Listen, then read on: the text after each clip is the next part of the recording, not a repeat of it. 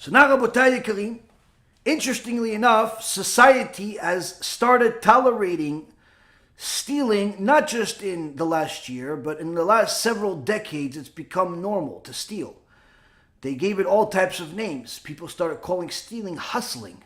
No, I'm just hustling. What in reality does it mean he's hustling?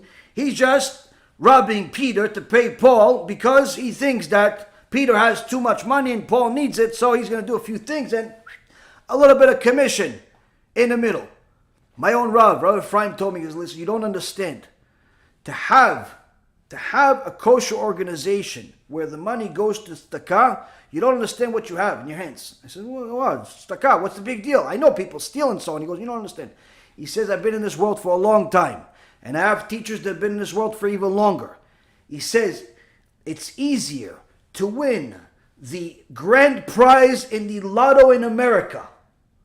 The grand prize in the lotto in America. What do you say? $200, $300, $400, $500 million over there? He says, it's easier to win the lotto than to find a single charity in the world that's 100% tzedakah. I said, okay, yeah, they take some money, maybe 90%. He goes, yeah, good luck with that one.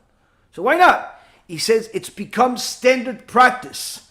Standard practice, and this we heard directly from Rav Gidon ben Moshe, the head rabbi of Jerusalem, the head rabbi of Yoru Mishpatecha Kolel. He's an extraordinary, world-renowned Talmid Chacham, and Dayan, and so on.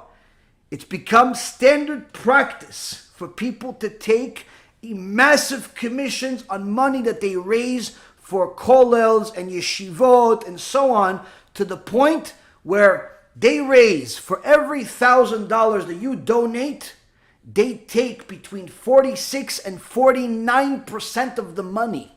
I thought it was 10-15%, and that was already stealing. Rav Gidon ben Moshe says anything above 5% is stealing, 5% commission.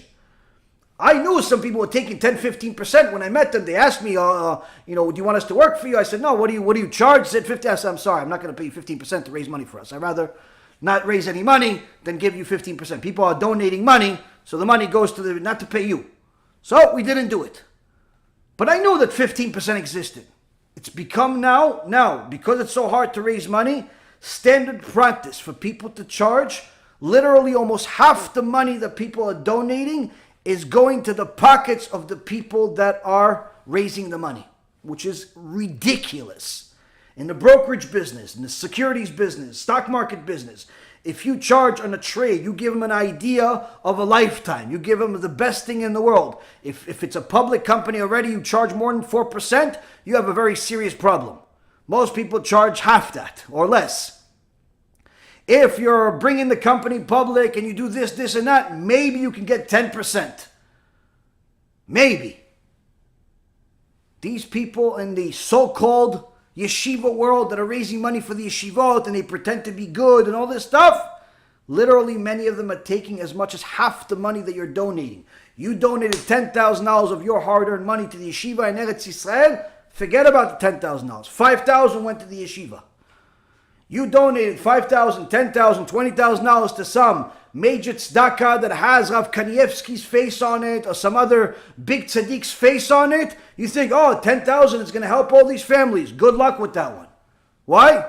Almost half the money goes to pay other people, and who knows what happens with the other half. That's just the reality, Rabotai. Stealing has become standard practice around the world. I remember when I was in the business world, one guy that was in it for longer than I am, we were talking business one time, and this was relatively early in my career after I made my first $1 million. And I haven't seen this guy in a long time, and he says to me, what are you making? What do you do? What it is? The 20 questions people ask you when they see you. And he says, how come you make good money, but how come you make so little with what you have? I said, what do you mean? I'm making a great living. What's wrong? He says, I make double what you're making with less than 10% of what you have. So how is that possible? You're stealing from your customers. You're taking all the money. There's not going to be any money left to invest for the customers. He said, listen, this is how we do it. He used the expression I'll never forget. You're burning your license's lifetime. That was his expression. Meaning, in his mind, the license to invest for people was a license to steal, and it was temporary. And in his case, it was. He eventually got disbarred from the industry, but nonetheless, for doing wrong things. But nonetheless, many people do the same thing in their businesses, whether it's factoring or being in a factory or it's a law, medicine, whatever it is. Countless people are stealing left and right. Left and right. You go to a doctor. I had this literally experienced recently. Go to a doctor. Tell the doctor, listen, I don't have insurance. Oh, you don't have insurance? Okay, it's $200 for the MRI. Okay, fine, no problem. Pay $200. You go. They send me a bill, $2,000. Hey, hold on a second. I told you I didn't have insurance. Oh, okay, sorry. You could just discard it. So what is this? The $2,000 is what they would bill the insurance company. If I had insurance, they'd bill the insurance company $2,000. But because I don't have insurance, $200. Why? Because they know that the insurance company, the doctor knows the insurance company is not going to pay the full $2,000. Why? Because the insurance company is also a thief. They're not going to pay you the price that you want.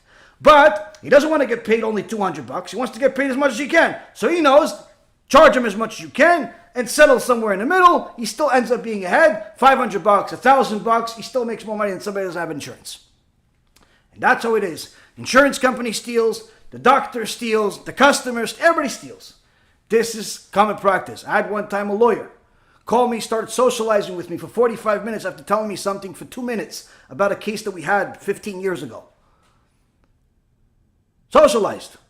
I got a bill from this lawyer. This is, again, when I was still in the business world many years ago. I got a bill. I got charged $800 for that social conversation. Why?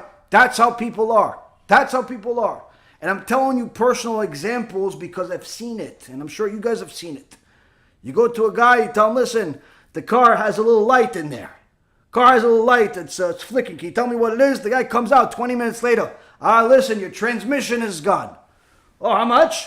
$15,000, $10,000, $5,000. You're like, wow, I don't know, maybe I should get a new car.